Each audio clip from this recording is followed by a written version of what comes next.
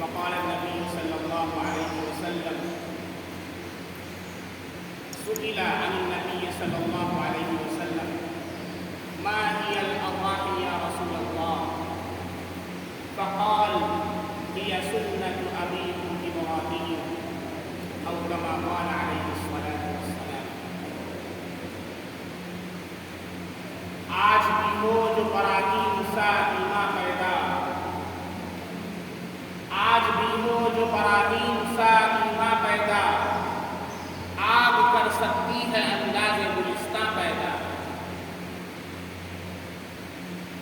برادران اسلام اور قابل قدر شخصیات، آج کا جو دن ہے اسے عید الاضحیٰ کہتے ہیں اور یوم النحر بھی کہا جاتا ہے. آج پورے عالم کے اندر سارے مسلمان اللہ کے حضور اپنی قربانیاں پیش کرتے ہیں اور حضرت ابراہیم علیہ السلام کی سنت کو زندہ کرتے ہیں. ایک موقع پر صحابہ کرام رضی اللہ عنہم اجمعین نے پیارے آقا محمد مصطفیٰ صلی اللہ علیہ وسلم سے پوچھا کہ اللہ کے نبی ما ہی الاضاحی یا رسول اللہ، اے اللہ کے رسول قربانی کیا ہے؟ قربانی کس چیز کا نام ہے؟ قربانی کسے کہتے ہیں؟ ہمارے نبی صلی اللہ علیہ وسلم نے ارشاد فرمایا کہ یہ سنت ابیکم ابراہیم، یہ تمہارے باپ حضرت ابراہیم علیہ السلام کی سنت. حضرت ابراہیم علیہ السلام سے اللہ نے بہت امتحانات دیے اور سارے امتحانات کے اندر انہوں نے 101 نمبر حاصل کیے اور کھڑے ہو گئے. چنانچہ قرآن کریم میں اللہ ارشاد فرماتے ہیں پہلے پارے میں وَإِذِ ابْتَلَىٰ إِبْرَاهِيمَ رَبُّهُ بِكَلِمَاتٍ فَأَتَمَّهُنَّ قَالَ إِنِّي جَاعِلُكَ لِلنَّاسِ إِمَامًا قَالَ وَمِن ذُرِّيَّتِي قَالَ لَا يَنَالُ عَهْدِي الظَّالِمِينَ. اللہ تعالیٰ ارشاد فرماتے ہیں یاد کیجیے اس وقت کو وَإِذِ ابْتَلَىٰ إِبْرَاهِيمَ رَبُّهُ، جب حضرت ابراہیم علیہ السلام کو ان کے پروردگار نے کئی چیزوں کے اندر امتحان ان کا لیا، آزمائش کے اندر ڈالا. فَأَتَمَّهُنَّ، اور وہ ساری آزمائش سے کامیاب ہو گئے. سب سے پہلی آزمائش تو یہ تھی کہ بچپن ہی کے اندر انہوں نے غور و فکر شروع کی. چونکہ جس قوم کے اندر حضرت ابراہیم علیہ السلام پیدا ہوئے تھے وہ ستاروں کی پوجا کرتی تھی. کوئی چاند کو اپنا خدا سمجھتا تھا، کوئی سورج کو اپنا خدا مانتا. حضرت ابراہیم علیہ السلام کے اوصاف میں ایک وصف یہ بھی ہے کہ انہوں نے اللہ کی توحید کا تعارف مثالوں کے ذریعے پورے عالم کو کروایا. چنانچہ قرآن میں اللہ نے اس کا نقشہ اس طرح کھینچا ہے وَكَذَلِكَ نُرِي إِبْرَاهِيمَ مَلَكُوتَ السَّمَاوَاتِ وَالْأَرْضِ فَلَمَّا جَنَّ عَلَيْهِ اللَّيْلُ رَأَىٰ كَوْكَبًا. انہوں نے سب سے پہلے تو ستاروں کو دیکھا.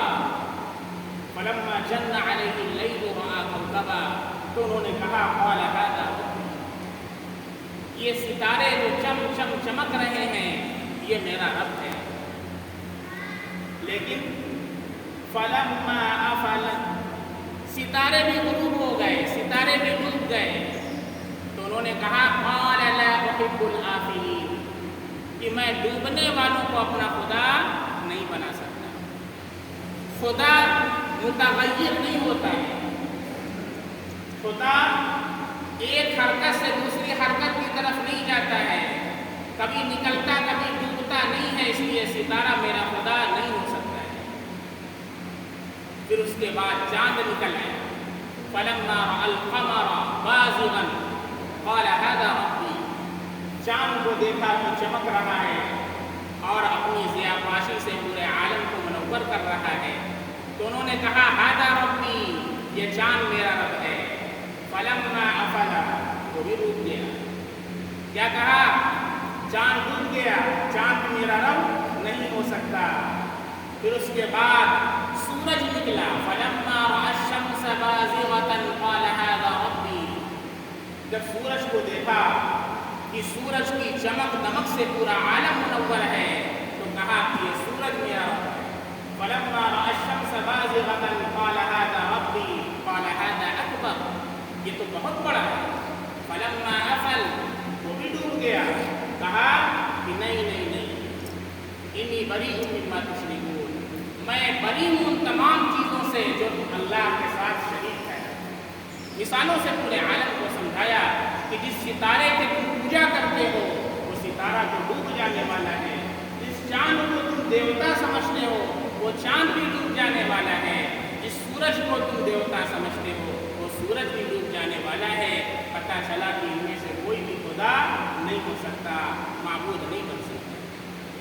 حضرت ابراہیم علیہ السلام کو گھر سے نکال دیا گیا، اور پھر اس کے بعد وہ میلہ لگا، اور میلے کے اندر پوری قوم جا رہی تھی، اور انہوں نے کہیں اور میلہ لگانا تھا، اور زبردست میلہ لگا دیا، اور میلے کے بعد دوڑنے کے بعد جو بڑا بھوک کھنٹال تھا، ہتھوڑا اس کے گلے میں لٹکا دیا۔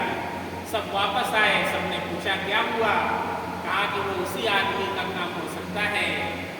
ان کو بلایا گیا، پوچھا، کہا کہ بھائی اس سے پوچھو جس کے گلے میں گھنٹا لٹک رہا ہے، جس کے گلے میں ہتھوڑا لٹک رہا ہے، اسی نے سب کو مارا ہے۔ سب نے کہا کہ وہ بولتا تو ہم اس سے سوال کرتے، کہا کہ جب بولتا نہیں تو اس کی پوجا کیوں کرتے؟ اس پر قادر نہیں کہ بول سکے اور تم اس کی پوجا کرتے ہو۔ قرآن میں اللہ ارشاد فرماتا ہے کہ یہ ایسے معبودان باطلہ کی پرستش کرتے ہیں کہ اگر مکھی ان سے کوئی چیز چھین لے تو یہ اس پر طاقت نہیں رکھتے کہ وہ اس کو اپنا کھانا اس سے چھڑا سکتے، فَلَن يَسْتَنْقِذُوهُ مِنْهُ، تو اس سے چھڑا نہیں سکتے ہیں۔ کتنے لچر اور گرے ہوئے انسان کو ہم اپنا معبود بناتے ہیں، جس کی صفائی کی ہمیں ضرورت ہے، جس کے کھانا کھلانے کی ہم کو ضرورت ہے، مکھی سامان لے کر کے جائے تو ہم ہی کو رکھنا پڑے، اتنا قدرت اس کے اندر اتنی نہیں ہے کہ وہ اپنی مکھی سے کھانا چھڑا سکے، اس لیے وہ میرا معبود، میرا خدا نہیں ہو سکتا ہے۔ حضرت ابراہیم علیہ السلام سے اللہ نے یہ امتحان لیا اور اس کے اندر بھی کھڑے اترے، اپنے وطن کو چھوڑ دیا، وطن کو خیر آباد کہہ دیا۔ پھر اس کے بعد جب خیر آباد کہہ رہے تھے تو اللہ سے دعا مانگی، رب هب لی من الصالحین، اے اللہ مجھے نیک صالح اولاد عطا۔ اولاد اللہ کی بڑی نعمت ہے، لیکن اس وقت جب کہ وہ نیک اور صالح، اس لیے دعاؤں کے اندر اللہ سے حضرت ابراہیم علیہ السلام کی دعا کو اپنی دعاؤں کے اندر شامل کر لیں، رب هب لی من الصالحین، اے اللہ مجھے نیک صالح اولاد عطا فرما، اور اگر اولاد ابھی نیک صالح نہیں ہے تو ربنا هب لنا من ازواجنا وذرياتنا قرة اعين واجعلنا للمتقين اماما۔ اس دعا کو پڑھیں، اے ہمارے پروردگار ہماری بیوی کو اور ہمارے اہل و عیال کو ہماری آنکھوں کی ٹھنڈک بنا دیجیے۔ حضرت علامہ انور شاہ کشمیری رحمۃ اللہ علیہ نے لکھا ہے کہ جو اس دعا کو اپنی دعاؤں میں شامل کرتا ہے، اللہ اس کی بیوی کو اور اس کے اولاد کو فرما بردار بنا دیتے ہیں، اس کے آنکھوں کی ٹھنڈک بنا دیتے ہیں۔ علی ایک صاحب نے سوال کیا کہ ہم کیا دعا کریں، ابھی شادی بھی نہیں ہوئی ہے۔ میں نے کہا شادی نہیں ہوئی ہے تو اولاد کیسے ہو؟ تو انہوں نے کہا پہلے سے ان ایڈوانس ہم چاہتے ہیں۔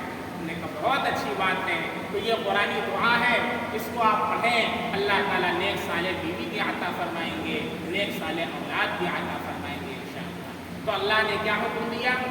اللہ نے کہا کہ جاؤ اپنی بیوی کو اور بیٹے کو وادی غیر ذی زرع میں چھوڑو۔ ایک تو بیٹا 87 برس کی عمر میں ملا ہے، باپ اندازہ لگا سکتے ہیں کہ کتنی محبت باپ کو اپنے بیٹے سے ہو۔ बुढ़ापे की उम्र के अंदर वो बेटा ही उनका सहारा था। इधर बेटा जवान हो रहा था, बेटे को देखकर बाप जी रहा था, और उधर कुदरत मुस्करा रही थी, गोया ये कह रही हो सितारों से आगे जहां और भी है, सितारों से आगे जहां और भी है, अभी इश्क के इम्तिहान और भी। हुक्म हुआ कि ले जाओ वादिए गैरे ज़रा में छोड़ाओ।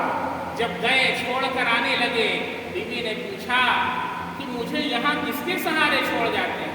न कोई आदम न कोई आदमजाद, न कोई पानी न कोई खाना, मैं क्या खाऊंगी, मैं क्या पीऊंगी, किसके सहारे छोड़ जाते हो? हज़रत इब्राहीम अलैहिस्सलाम ने कोई जवाब न दिया। फिर दूसरी मर्तबा पूछा, कहा कि क्या अल्लाह का हुक्म है? कहा हाँ मेरे अल्लाह का हुक्म है। हज़रत इब्राहीम अलैहिस्सलाम की अहलिया ने कहा कि जब अल्लाह का हुक्म है तो हम इसके ऊपर अज़्म। इसलिए अल्लाह के नबी ने फरमाया खैरु मताइ दुनिया अल-मरअतु सालिहा, पूरी दुनिया की सबसे बेहतरीन पूंजी, सबसे बेहतरीन मता नेक सालिह बीवी है। कि अगर बीवी का सपोर्ट होता है तो फिर इंसान बड़े लंबे और ऊंचे काम करता है और बहुत से काम अल्लाह उनसे लेता है, और जब बीवी का सपोर्ट न हो तो फिर वो हार जाता है। इसलिए अल्लाह रब्बुल इज़्ज़त से दुआ करें कि अल्लाह नेक साले बीवी अता फरमाए। जो नौजवान हजरात हैं वो भी दुआ करें, इसलिए कि आजकल मयार जो करार दिया गया है वो खूबसूरती को मयार करार दिया। जब कहीं रिश्ता लेने जाते हैं तो सबसे पहले कैसा नाक नक्शा है, पहले फोटो भेजो, और फोटो एक आदमी नहीं पूरे रिश्तेदारी में फॉरवर्ड होता है, हराम करते हैं। उस लड़की का फोटो बजाय इसके कि उसकी अम्मी देख ले, महरम देख ले, एक नज़र लड़के को दिखला दें, बल्कि पूरी रिश्तेदारी में फॉरवर्ड करवाते हैं फोटो और हराम का इर्तिकाब करते हैं। कोई नहीं पूछता कि लड़की दीनदार है कि नहीं, नमाजी है कि नहीं, अल्लाह के हुक्म की ताबेदार है कि नहीं, खूबसूरत है कि नहीं, शी ब्यूटीफुल और नॉट, खूबसूरत है, बस सब चीज़ पर से पुष्ट डाल करके निकाह हो जाता है। और फिर अल्लाह के नबी सल्लल्लाहु अलैहि वसल्लम ने जो इरशाद फरमाया फ़ग़्फ़िर बिज़ाति दीन, दीनदारी को तरजीह दो, उसे छोड़ दिया जाता है। तो जब बीवी अल्लाह के हुक्म की ताबेदार होती है तो इंसान बड़े अमाल करता है, अल्लाह उससे बड़ा काम लेते हैं। हज़रत इब्राहीम अलैहिस्सलाम की कामयाबी के अंदर हज़रत हाजरा का बड़ा ज़बरदस्त किरदार। चुनांचे वहाँ छोड़ करके चले आते हैं। हज़रत इस्माईल अलैहिस्सलाम छोटे थे, उनको प्यास लगती है, कहीं पानी नहीं, जो मशकीज़े में पानी था खत्म हो चुका है। सामने दो पहाड़ी थी, सफ़ा और मरवा। सफ़ा और मरवा ये दो पहाड़ियाँ जिनको आज एयर कंडीशन रूम में तब्दील कर दिया गया। आज हुज्जाज जाते हैं तो उनको एहसास नहीं होता है। ज़रा अंदाज़ा करें कि जिस वक्त हज़रत हाजरा एक मरतबा सफ़ा पर चढ़ती थी, फिर अपने बच्चे को देखने आती थी कि कहीं कोई दरिंदा तो नहीं उठा ले गया, कोई देखने वाला नहीं था, फिर भागती थी मरवा के ऊपर, जबकि वहाँ कहीं पानी का इंतज़ाम नहीं था। लेकिन एक माँ का दिल होता है, वो इसी तरह बैठी नहीं रह सकती है। 7 चक्कर उन्होंने लगाए। अल्लाह को ये अदा इतनी पसंद आ गई कि इसको क़यामत तक के लिए हज के अमाल में शामिल कर दिया। और जो हाजी हज के लिए जाता है, अल्लाह कहता है कि जा सफ़ा मरवा का चक्कर लगा, हज़रत हाजरा की याद कर। और फिर हज़रत जिब्रील को अल्लाह ने भेजा और कहा अपना पर मार, और वहाँ से चश्मा जारी हुआ जिसे दुनिया आबे ज़मज़म के नाम से जानती है। This is the most powerful water in the whole world. पूरी दुनिया का सबसे ताकतवर कोई पानी है तो आबे ज़मज़म। अल्लाह ने इतनी उसके अंदर कैल्शियम रखा है, इतना पावर रखा है कि पूरी दुनिया का कोई पानी उसका मुकाबला नहीं कर सकता है। यह कुर्बानी का, और कुर्बानी से जो चीज़ हासिल होती है वो बड़ी बरकत वाली होती है। काश हर मुस्लिम समझ लेता ये आसानी के साथ, काश हर मुस्लिम समझ लेता ये आसानी के साथ। नेमते कौनैन का रिश्ता है कुर्बानी के साथ, नेमते कौनैन का रिश्ता है कुर्बानी के साथ। तो फिर हज़रत इस्माईल अलैहिस्सलाम ज़रा बड़े हुए, इधर हज़रत इब्राहीम अलैहिस्सलाम उन्हें देख कर जी रहे हैं, ادھر قدرت مسکرا رہی ہے اور ایک اور امتحان لینا مقصود ہے. اس کے ترکش میں ابھی ایک اور تیر باقی تھا. اس کے فطرت کے ترکش کے اندر ابھی ایک اور امتحان باقی تھا. امیدوں اور آرزوؤں کا امتحان. ابھی ایک اور آزمائش باقی تھی، محبت اور جذبات کی آزمائش. ابھی ایک اور امتحان باقی تھا، امیدوں کا، تمناؤں کا اور آرزوؤں کا امتحان. حکم ہوا بیٹے کو قربان کر. قرآن کریم نے اس کا نقشہ اس طرح کھینچا ہے، انی ارا فی المنام انی اذبحک فانظر ماذا تری. حضرت ابراہیم علیہ السلام نے خواب دیکھا کہ میں اپنے بیٹے کو ذبح کروں، اور نبی کا خواب سچا ہوا کرتا ہے. ایک بار نہیں، دو بار نہیں، 3 بار دیکھا. اللہ سے یہ بھی پوچھ سکتے تھے، اللہ تعالیٰ دمبا ذبح کر دیں، اللہ دمبا ذبح کر دیں. آج تو لوگوں کو قربانی پر اعتراض ہوتا ہے. کچھ لوگ اعتراض کرنے والے ماڈرن مسلمان آتے ہیں اور کہتے ہیں کہ قربانی میں جانور ذبح کرنے سے افضل ہے کسی غریب کا چولہا جلا دو، کسی لڑکی کی شادی کرا دو.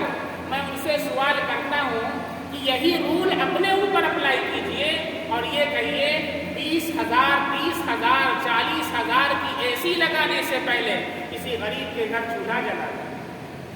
6 لاکھ کی مرسیڈیز گاڑی خریدنے سے پہلے کسی لڑکی کی شادی کرا دو.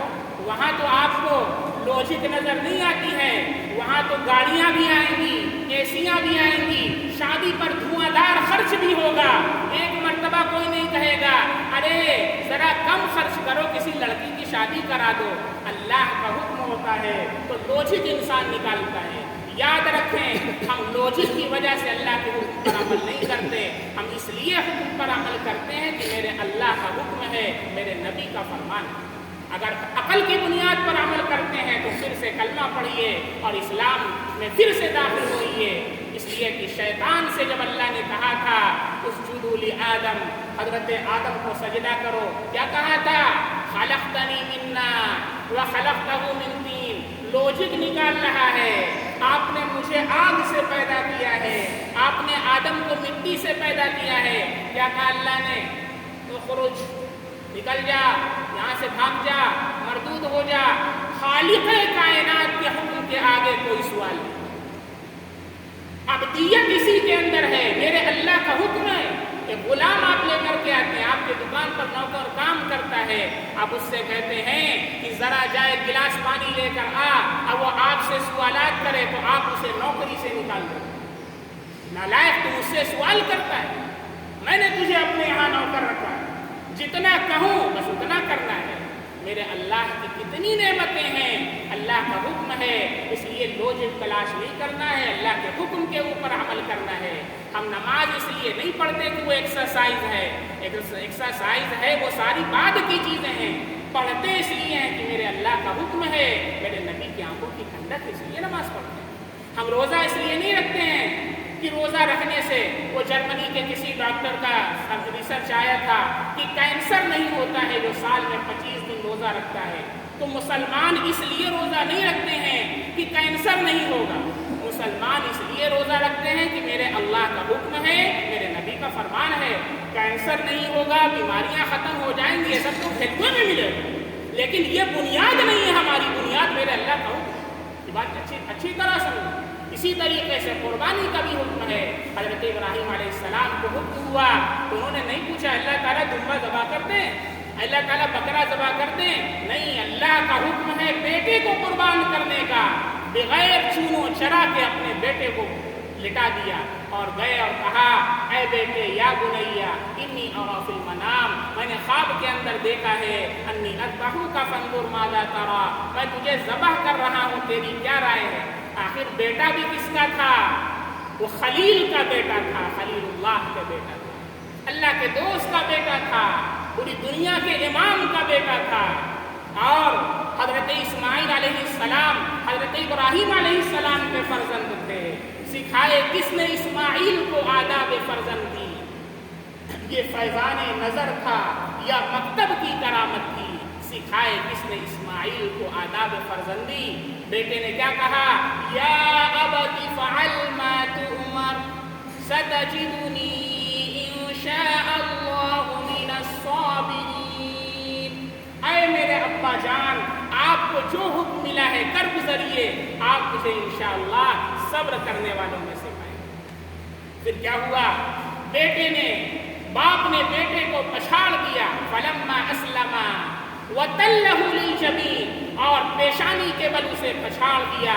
اللہ رب العزت امتحان مانگتا ہے، لیتا نہیں ہے، دیکھتا ہے، آزمائش کے اندر ڈال کر کے دیکھتا ہے کہ میرا بندہ کتنا مجھے محبت کرتا ہے، کتنا میری بات مانتا ہے۔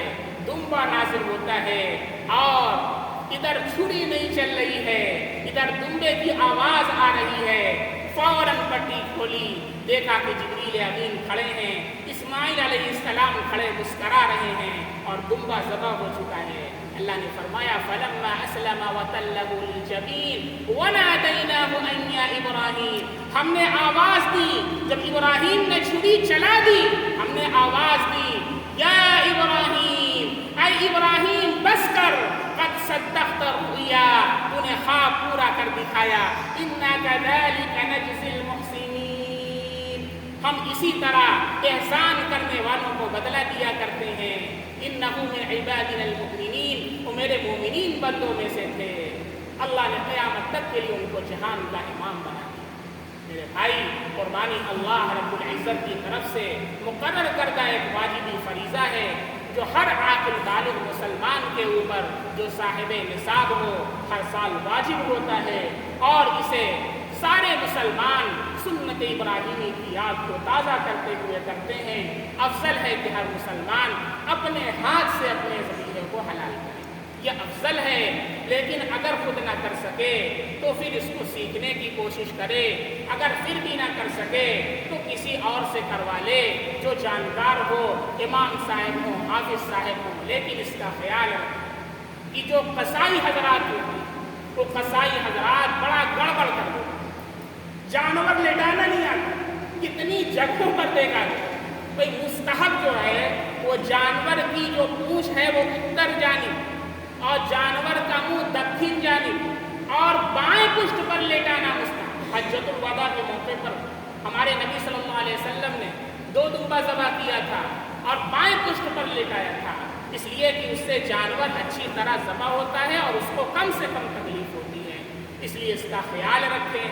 اور قصائی حضرات سے بولیں کہ بھائی پہلے اپنا منہ صاف کریں، دوہرا منہ میں بھرا ہوا ہے، کان بھرا ہوا ہے، حافظ صاحب ذرا سا چھری چلاتے ہیں تو بعض دفعہ ایسا ہوتا ہے کہ جانور جھٹکنے پٹکنے لگتا ہے اور پھر جلدی سے قصائی صاحب آ کر کے ہاتھ لگا دیتے ہیں اور منہ میں دورہ چل رہا ہوتا ہے۔ یاد رکھیں اس ذبح میں جتنے لوگ شریک ہیں، معاون جو ہیں، ہیلپرز ہیں، ان سب کا اللہ کا نام لینا ضروری ہے۔ کوئی ایک بھی اگر اللہ کا نام نہیں لیتا ہے تو وہ مردار ہوگا، وہ حلال نہ ہوگا، وہ مردار گوشت آپ بھی کھائیں گے اور لوگوں کو تقسیم بھی کریں گے، اور پھر کہیں گے مفتی صاحب ہماری دعا قبول نہیں ہوتی ہے۔ دعا کیوں قبول ہو؟ کھانا بھی حرام، پینا بھی حرام، لباس بھی حرام، دعا کیسے قبول ہو؟ اس لیے اس کا ہم اچھی طرح خیال رکھیں۔ بہت سے ہمارے برادران اعتراض کرتے ہیں قربانی کے اوپر، سوچتا ہوں 2-4 جوابات ان کا دے دوں۔ سب سے پہلی چیز تو میں آپ کو یہ بتلانا چاہوں گا کہ شیشے کے گھر میں بیٹھ کر پتھر ہیں پھینکتے، دیوار آہنی پر تماشا تو دیکھتے۔ آپ یہ اچھی طرح سمجھ لیں کہ جس کو ذرا سا بھی ہسٹری کو نالج ہے، ڈیپلی اسٹڈی رکھتا ہے، تو وہ کبھی بھی قربانی پر آبجیکشن نہیں کر سکتا ہے، اعتراض نہیں کر سکتا ہے، اس لیے کہ قربانی صرف مذہب اسلام میں نہیں ہے بلکہ دنیا کے ہر مذہب کے اندر ہے۔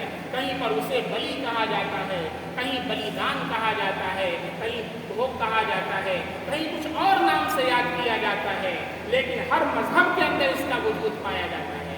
چنانچہ منو اسمرتی کے اندر جو ان کی لا کی کتاب ہے اس میں چیپٹر 5 ورس 30 کے اندر لکھا ہوا ہے if any eaters eats the flesh of those to be eaten does nothing bad، اگر کوئی گوشت کھانے والا گوشت کھاتا ہے جس کو قربان کیا جاتا ہے اس جانور کا تو کوئی غلط کام نہیں کرتا، even if it is does day after day، اگرچہ روزانہ اسے کرتا ہے پھر بھی کوئی غلط کام نہیں کرتا.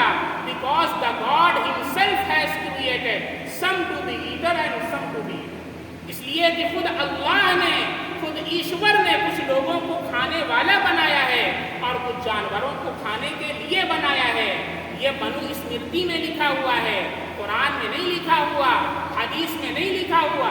منو اسمرتی چیپٹر 39 اور 40 کے اندر لکھا ہوا ہے killing sacrificial animals is not killing.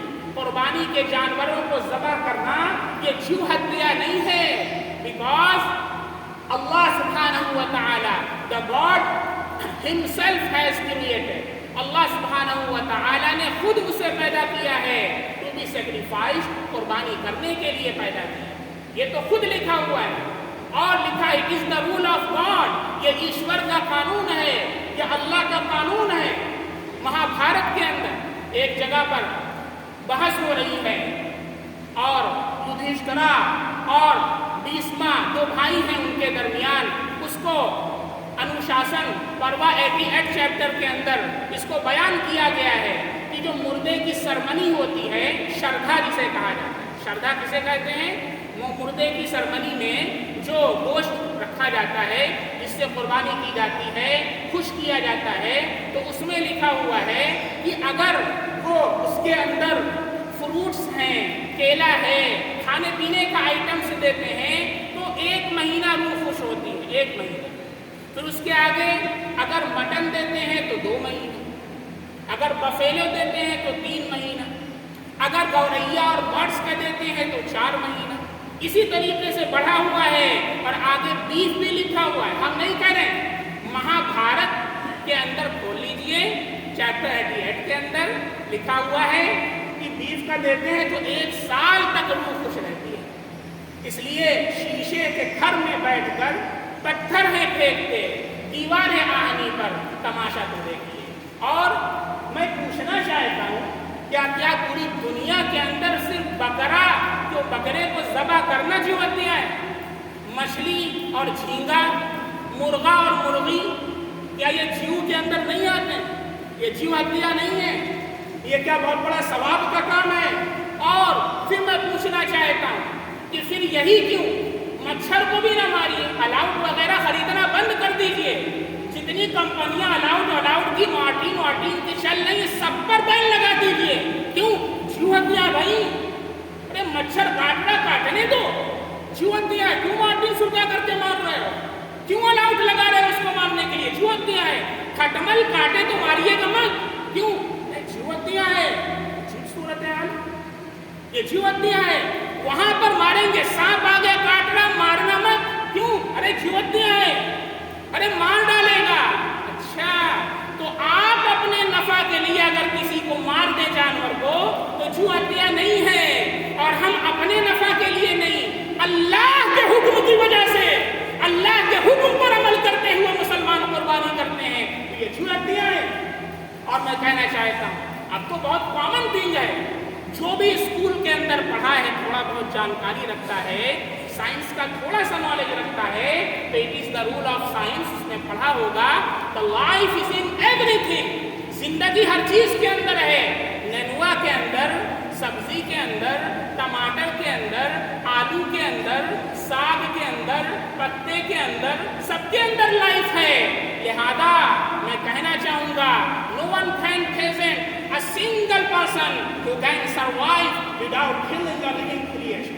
پوری دنیا کے اندر کوئی ایک آدمی ایسا نہیں پیش کر سکتے ہو جو بغیر جیو ہتیا کیے ہوئے زندہ رہ سکتا ہو. If it is, I would be the first person to adopt such a way of life. اگر ایسا کر سکتا ہے، ثابت کر دے تو میں سب سے پہلا شخص ہوں گا جو اس طریقوں کو اختیار کرے. لیکن اچھی طرح سمجھ لیں یہ صرف دھوکہ بازی ہے اور مسئلہ ہے اور اس کے سوا کچھ نہیں ہے. اس لیے اللہ کے حکم پر عمل کرنے کی وجہ سے قربانی کے اندر سینکڑوں فوائد ہیں. سارے جو غریب طبقہ ہے اس کو اس کا فائدہ ہوتا ہے اور ہم اس کے اندر غربا کو، فقراء کو اپنی قربانی کے اندر شریک کرتے ہیں، ان کو قربانی کا گوشت کھلاتے ہیں. حتیٰ کہ جو غیر مسلم بھائی ہیں جو قربانی کے گوشت کا احترام کرتے ہیں، ان کی بد احترامی نہیں کرتے، ان کو بھی آپ گوشت دے سکتے ہیں. اور بہت اچھا میسج جائے گا. آپ جائیں اور ان کو گوشت دیں. بہت سے ایسے بھائی ہیں جو اس کی رسپیکٹ کرتے ہیں. کیا مطلب؟ رسپیکٹ کرنے کا مطلب یہ ہے کہ اس کی بے احترامی نہ کریں, پھینک نہ دیں, یا بیئر کے بعد اسے نہ کھائیں. اس کا بھی یہ بے احترامی ہے. اگر آپ اگر آپ کنفرم ہیں کہ ایسا شخص نہیں ہے تو آپ اسے دیں. اور اسی تعلق سے آپ حضرت ابراہیم علیہ السلام کی قربانی کا ذکر کریں اور بتائیں کہ ہم کیوں قربانی کرتے ہیں. ایک میسج جائے گا اور دعا کریں کہ اللہ رب العزت انہیں ہدایت عطا فرما دے. اللہ سے دعا بھی کریں ان کے لیے. بارکیف یہ قربانی سے متعلق کچھ ضروری چیزیں تھیں, کچھ آبجیکشنز کے جوابات تھے جو آپ کے سامنے بتلا دیے گئے. قربانی یہ ہر مسلمان کے اوپر جو عاقل بالغ اور صاحب نصاب کو واجب ہے. بعض گھروں میں دیکھنے میں آتا ہے کہ ابا کے نام کر دیا گیا, اماں کے نام کر دیا گیا, یا ہر سال چینجنگ ہوتی رہتی ہے. ایک سال پچھلے سال ابا کے نام ہو رہا تو اس سال اماں کے نام ہوئی ہے. تو بھائی اچھی طرح سنیں, یہ کوئی چینجنگ والی چیز نہیں ہے. ہر عاقل بالغ مسلمان جو صاحب نصاب ہو اس کے اوپر قربانی واجب ہے. ابا ہے تو ابا کے اوپر واجب ہے. ابا کا لڑکا ہے, کماتا ہے, کھاتا پیتا ہے اور وہ بھی صاحب نصاب ہے تو اس کے اوپر بھی واجب ہے. ایسا نہیں ہے کہ ابا کے نام کروا دیے تو پھر ہمارے نام قربانی نہیں ہوتی. نہیں, آپ کے نام بھی قربانی ہوتی ہے. اور اکثر عورتوں سے غفلت ہوتی ہے. ان کے پاس اتنا گہنا ہوتا ہے کہ وہ عام طور پر صاحب نصاب ہوتی ہیں, لیکن ان کی طرف سے قربانی میں بڑی کوتاہی ہوتی ہے. اس کو بھی آپ اچھی طرح ذہن نشین کریں اور ان کو بھی اس سے واقف کرائیں. تکبیرات تشریق جو ہمیں 9ویں ذی الحجہ کی فجر سے 13ویں ذی الحجہ کے عصر تک پڑھنا ہے, ایک مرتبہ ہر فرض نماز کے بعد مرد حضرات بآوازیں بلند پڑھیں اور عورتیں گھروں میں آہستہ سے پڑھیں. جس کی نماز قضا ہو جائے وہ ان ایام کے اندر اگر نماز قضا کرتا ہے, ان ایام کی نماز بعد میں پڑھتا ہے, تو پھر بھی وہ تکبیر تشریق زور سے پڑھے گا. کوئی مسبوق ہے, امام صاحب نے سلام پھیر دیا, وہ ایک رکعت پوری کر رہا ہے, پوری کرنے کے بعد وہ تکبیر تشریق زور سے پڑھے گا. بلند آواز سے پڑھنا واجب ہے. اس کے اندر حیا اور شرم نہ کریں بلکہ زور سے پڑھا کریں. اس کو اچھی طرح ذہن نشین کر لیں. ایک چیز اور بتانا چاہوں گا, ہم لوگوں نے یہ سمجھ رکھا ہے کوئی نماز کے بعد ایک مرتبہ پڑھنا ہے بس. یہ جو ایام چل رہے ہیں نا, یہ پورے تکبیر تشریق کے ایام چل رہے ہیں. اس میں چلتے پھرتے اٹھتے بیٹھتے کثرت سے ہمیں تکبیر تشریق پڑھنا ہے.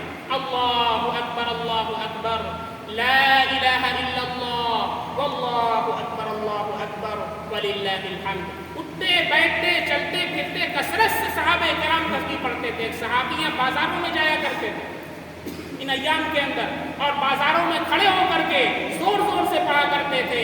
اور جو نہیں پڑھتا تھا دکاندار اسے ڈانٹتے تھے, بیٹھا ہوا پڑھ نہیں سکتا ہے تکبیر تشریق. تو ہر نماز, فرض نماز کے بعد تو ایک مرتبہ واجب ہے, لیکن اس کے علاوہ بھی کثرت سے ان ایام کے اندر اللہ کی پاکی کو بیان کرنا ہے, اللہ کی کبریائی کو بیان کرنا ہے, اللہ کی تسبیح و تحلیل کرنا ہے. مختصر وقت ہے, 8:30 بجے انشاءاللہ نماز آپ کی کھڑی ہوگی. مختصر وقت کے اندر نماز عید کا طریقہ سمجھ لیں. چونکہ سال میں 2 مرتبہ موقع آتا ہے, اکثر ذہن سے ترکیب نکل جاتی ہے, اس لیے اسے ذہن نشین کر لیں تاکہ تازہ ہو جائے. دیکھیں, نیت جو ہے وہ دل کے ارادے کا ہے. زبان سے کہنا مستحب ہے لیکن اصل ارادہ دل کا. نیت نوا یعنی نیت ہے, اس کے معنی ہی ہوتا ہے دل سے نیت کرنا, دل سے ارادہ کرنا. کیا نیت ہونی چاہیے؟ یہ نماز 2 رکعت میں بھی واجب ہے اور اس کے ساتھ جو 6 زائد تکبیرات کہی جاتی ہیں وہ بھی واجب ہے. تو یہ نیت ہونی چاہیے, نیت میں کرتا ہوں 2 رکعت نماز عید الاضحیٰ کی واجب. یہ عید الضحیٰ نہیں ہے, بہت سے لوگ عید الضحیٰ بولتے ہیں, عید الضحیٰ نہیں, عید الاضحیٰ ہے. نیت میں کرتا ہوں 2 رکعت نماز عید الاضحیٰ کی واجب 6 زائد واجب تکبیروں کے ساتھ. واسطے اللہ کے, رخ میرا کعبہ شریف کی طرف, پیچھے اس امام کے, دل میں نیت ہونی چاہیے. زبان سے آپ نے نہیں کہا, کوئی حرج نہیں, آپ کی نماز ہو جائے گی. اللہ اکبر کہتے ہوئے امام صاحب کے ساتھ اپنے ہاتھ کو باندھ لیں, اور پھر اس کے بعد امام صاحب بھی ثنا پڑھیں گے, ہمیں اور آپ کو بھی ثنا پڑھنا ہے. پھر اس کے بعد امام صاحب قرات سے پہلے 3 تکبیرات زائدہ کہیں گے. اللہ اکبر کہتے ہوئے دونوں ہاتھوں کو کانوں تک لے جانا ہے اور چھوڑ دینا ہے. پھر اللہ اکبر کہتے ہوئے دونوں ہاتھوں کو کانوں تک لے جانا ہے اور چھوڑ دینا ہے. پھر اللہ اکبر کہتے ہوئے دونوں ہاتھوں کو کانوں تک لے جانا ہے اور کا چھوڑنا نہیں ہے۔ اور پھر امام صاحب سورہ فاتحہ پڑھیں گے، کوئی سورت پڑھیں گے، ایک رکعت پوری کر لیں گے۔ دوسری رکعت کے لیے جب امام صاحب کھڑے ہوں گے تو پہلے ہی سورہ فاتحہ اور قرات کر لیں گے۔ دیکھو اس کی اچھی طرح ذہن نشین کیجیے گا، پہلی رکعت کے اندر قرات بعد میں ہے، تکبیر پہلے ہے۔ پہلی رکعت میں قرات بعد میں ہے، تکبیر پہلے ہے، اور دوسری رکعت میں قرات پہلے ہے، تکبیر بعد میں ہے۔ تو دوسری رکعت کے لیے جب ہم کھڑے ہوں گے تو امام صاحب سورہ فاتحہ پڑھیں گے، کوئی سورت پڑھیں گے، اور پھر اس کے بعد رکوع میں جانے سے پہلے 3 تکبیرات زائدہ کہیں گے۔ اللہ اکبر کہتے ہوئے دونوں ہاتھوں کو کانوں تک لے جانا ہے اور چھوڑ دینا ہے۔ اللہ اکبر کہتے ہوئے دونوں ہاتھوں کو کانوں تک لے جانا ہے اور چھوڑ دینا ہے۔ پھر اللہ اکبر کہتے ہوئے دونوں ہاتھوں کو کانوں تک لے جانا ہے اور چھوڑ دینا ہے۔ چوتھی تکبیر جب امام صاحب کی ہمارے کانوں سے ٹکرائے تو بغیر ہاتھوں کو اٹھائے ہوئے اللہ اکبر کہتے ہوئے رکوع میں چلے جانا ہے اور امام صاحب کے ساتھ دوسری رکعت بھی پوری کر لینی ہے۔ خطبے کا سننا واجب ہے۔ جو مسلمان 10 منٹ 15 منٹ کی جلدی کے لیے خطبہ نہیں سنتے ہیں وہ گنہگار ہو کر عیدگاہ سے نکلتے ہیں، اس لیے بغیر خطبہ سنے کوئی نہ جائے۔ قربانی آپ لوگ اچھے سے کریں، فاضل اجزاء کو زمین دوست کر دیں، کسی غیر مسلم بھائی کو تکلیف نہ پہنچائیں۔ اللہ تعالیٰ اس قربانی کو پورے عالمی